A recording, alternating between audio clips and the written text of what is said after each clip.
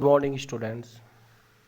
कल का जो हमारा टॉपिक था वो था मानव संसाधन प्रबंधन के अंतर्गत बहुत सी विशिष्ट क्रियाओं तथा कर्तव्यों का समायोजन तथा उनमें मानव संसाधन कर्मचारी द्वारा निष्पादित किया जाता है, इनके कर्तव्यों का वर्णन।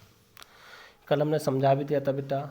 आज का जो मेन टॉपिक है आपका है जो मानव संसाधन प्रबंधन का विकास क्रम। मानव संसाधन क्रम प्रबंधन का क्या अर्थ होता है? जो फर्म होती है उसमें जो है कर्मचारियों की नियुक्ति करना होता है। अब वो उसके विवेक पर करता है कि वो किस प्रकार से नियुक्ति करता है और किस क्रम में करता है और कैसे कर्मचारियों की उसे नियुक्ति करनी चाहिए। यानी इसका विकास क्रम यानी कैसे कैसे मानव संसाधन प्रबंधन का डेवलपमेंट हुआ। तो अब इसे विस्तार पूर्वक पढ़ते हैं बेटा। मानव संसाधन प्रबंधन द्वारा कर्मचारी प्रबंधन और श्रम कल्याण की पारंपरिक अवधारणा को प्रोत्साहित कर दिया गया है। मानव संसाधन प्रबंधन का अपने वर्तमान स्वरूप में प्रारंभ बहुत से महत्वपूर्ण अंतर संबंधित विकास से हुआ जो औद्योगिक क्रांति के गुण तक जाती है। व्यापार संघ आंदोलन के प्रकटीकरण ने व्यक्ति की आवश्यकताओं को विकसित किया जो प्रबंधन अथवा स्वामी व कर्मचारियों के बीच एक प्रभावशाली कड़ी का कार्य कर सके। इस प्रकार श्रम कल्याण अधिकारी के पद का भी सृजन हुआ। श्रम कल्याण अधिकारी के पद का भी सृजन हुआ जिसकी भूमिका केवल कर्मचारियों की न्यूनतम कल्याणकारी क्रियाओं तक ही सीमित थी। यानी एक डेवलपमेंट तो हुआ सिर्फ किसका हुआ? श्रम कल्याण अधिकारी का। इसकी भूमिका केवल क्या थी? कर्मचारियों की न्यूनतम कल्याणकारी क्रियाओं तक ही सीमित थी। दरअसल नियोक्ता व कर्मचारी दोनों ही उसे हीन भावना से देखा। कारखाना कर प्रणाली के शुरू होने के कारण हजारों कर्मचारी एक ही छत के नीचे नियुक्त होने लगे। जब कारखाना प्रणाली सिस्टम यानी फैक्ट्री सिस्टम शुरू हुआ तब एक ही छत के नीचे बहुत सारे कर्मचारी काम करने लगे या नियुक्त होने लगे। संगठन में लोगों की नियुक्ति करने का कार्य एक व्यक्ति को सौंपा गया। किसे सौंपा गया? यानी जो ऑर्गेनाइजेशन थी उसमें जो अपॉइंटमेंट करने का कार्य सिर्फ एक आदमी को सौंपा गया। इस प्रकार पहले कर्मचारी अधिकारी पद का सृजन हुआ तथा उसके बाद कर्मचारी प्रबंधक के रूप में जाने लगा। अब आगे देखते हैं बेटा इसमें मानव प्रबंध उपागम किसी भी संगठन की सफलता हेतु मानवीय तत्व को एक अत्यधिक महत्वपूर्ण तंत्र के रूप में मानता है। तीव्र गति से बदलते तकनीकी विकास के कारण नवीनतम कौशल विकास एवं कर्मचारियों के प्रशिक्षण की आवश्यकता में वृद्धि हुई है।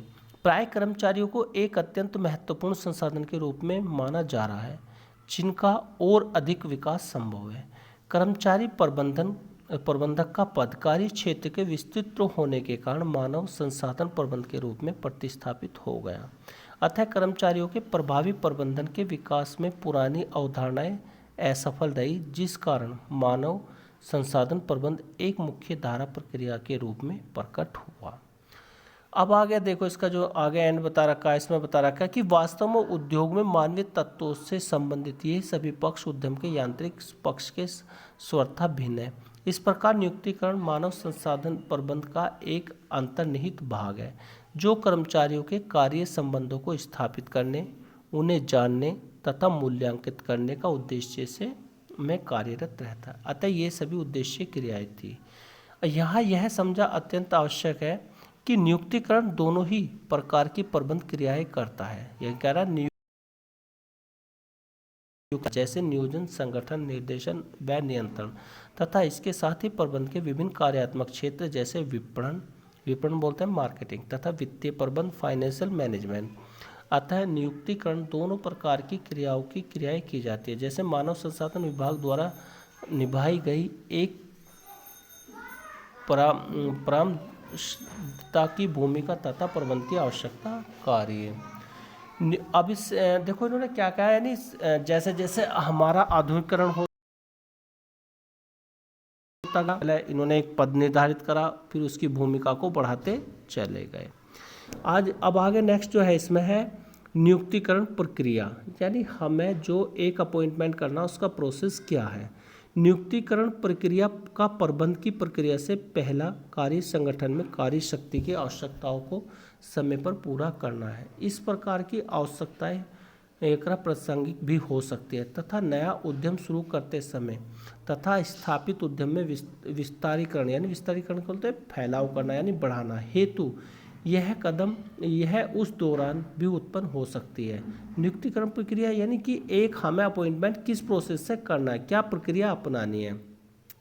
जब कोई व्यक्ति अथवा कर्मचारी संस्था छोड़कर जाता है, उसकी पदोन्नति या उसका स्थानांतरण होता है या सेवानिवृत्ति होता है तो उससे नौकरी से निकाल दिया जाता है।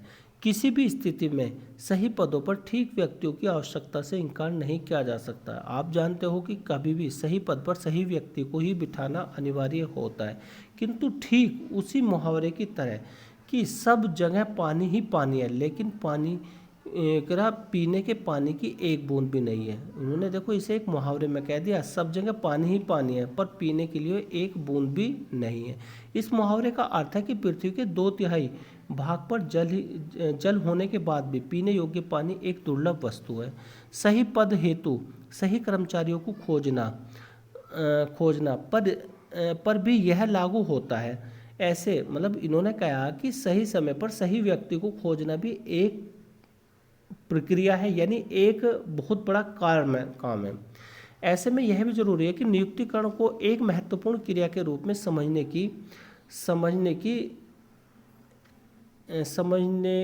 की आवश्यकता होती है। यह तो सत्य है कि उचित व्यक्ति दुर्लभ है, यानी एक सही व्यक्ति मिलना बहुत कठिन कार्य है। अतः ऐसे बाजार की आवश्यकता है जो लोगों को नौकरी और संस्थाएं दोनों ही उपलब्ध कराने में सक्षम हो। यहाँ तक कि ऐसा परिस्थिति में जब एक रिक्त पद हेतु सैकड़ों हजारों की संख्या में आवेदन करने वाले प्रत्याशी के आवेदन पत्र आते हैं और सर्वाधिक योग्य कर्मचारी का चयन एक चुनौती है। संस्था के कार्यों के सामान्य निष्पादन के लिए नए कर्मचारियों को अभिन्यास यानी यंत्रीकरण प्रशिक्षण की आवश्यकता पड़ती है और ऐसी परिस्थितियों में उन्हें विशिष्ट कौशल की प्रशिक्षण यानी ट्रेनिंग की भी आवश्यकता पड़ती है। उदाहरण के लिए इन्होंने बताया, यदि किसी व्यक्ति को उसके बहुमुखी होने एवं उसे अंग्रेजी भाषा का अच्छा ज्ञान है तो उसे व्यावसायिक प्रक्रिया का बाह्य सूत्रीकरण से लिया जाता है, तो उसे भी वास्तविक कार्यस्थल पर रखने से पूर्व प्रशंसित व्यावसायिक प्रक्रियाओं में दूरभाष, संवाद, शिष्टाचार, शैली रूपांतरण व प्रशिक्षण की आवश्यकता होती है। उन्होंने कहा कि देखो एक व्यक्ति को बहिर्मुखी होने पर यानी कि बहुत सारा बहिर्मुखी होने पर अंग्रेजी भाषा का अच्छा ज्ञान है तथा उसे एक व्यावसायिक प्रक्रिया का बाह्य सूत्रीकरण से लिया जाता है, तो उसे भी वास्तविक कार्यस्थल पर रखने से पूर्व व्यावसायिक क्रियाओं के दूरभाष संवाद यानी कि एक बोलने का संवाद कैसा उसका, टेलीफोन का शिष्टाचार कैसा उसका, शैली रूपांतरण में प्रशिक्षण की आवश्यकता होती है। कर्मचारी अभिन्यास एक कार्यस्थल पर हुए अनुभव के आधार पर ही संगठन की पहली छवि बनाता है और यह आप भली भांति जानते हैं कि प्रथम अनुभव छवि ही अंतिम छवि होता है, यानी पहली जो आपकी छवि होती है वही अंतिम छवि होती है। कर्मचारियों को कार्य करते हुए भी अपने ज्ञान व कौशल में वृद्धि तथा उच्च उत्तरदायित्वों का निर्वाह करने के लिए प्रशिक्षण की आवश्यकता होती है। अतः कर्मचारी प्रशिक्षण एवं विकास नियुक्तिकरण प्रक्रिया के अन्य दूसरे महत्वपूर्ण पहलू हैं। सभी तत्व दी गई आकृति से प्रस्तुत किए गए हैं। बस बेटा आज का टॉपिक यहीं समाप्त होता है और आगे हम कल करेंगे। ओके।